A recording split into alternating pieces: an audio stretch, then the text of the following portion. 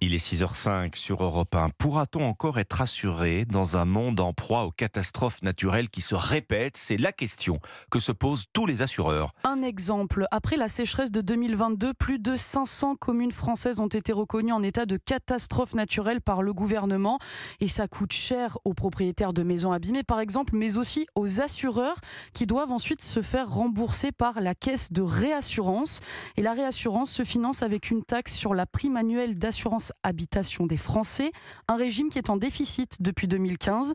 La caisse de réassurance demande donc une augmentation de cette taxe entre 12 et 22%, ce qui aurait un impact direct sur le prix de l'assurance habitation, Barthélémy Philippe. Oui, dans cette hypothèse, le coût de l'assurance habitation augmenterait en moyenne de 7,5% en 2024, ce qui représente 20 euros de plus sur une prime annuelle de 268 euros. Difficile à encaisser dans le contexte actuel, mais pas illégitime, selon Olivier Moustakakis, cofondateur d'assureland.com. Tout ce qui est relatif et qui dépend du régime catastrophe naturelle, notamment les inondations, le risque sécheresse qui commence à peser lourd, va coûter de l'argent. Donc ça se chiffre à plusieurs milliards chaque année. Il y a une augmentation des phénomènes climatiques en termes de coûts d'indemnisation et en termes de fréquence. Et de leur côté, les compagnies d'assurance tentent de limiter la casse pour leurs clients. Elles souhaitent contenir la hausse de la taxe catastrophe naturelle de 12 à 18%, soit une dizaine d'euros d'augmentation annuelle par contrat. Seul décisionnaire dans ce dossier, le gouvernement doit bientôt recevoir un rapport sur l'assurabilité des risques climatiques.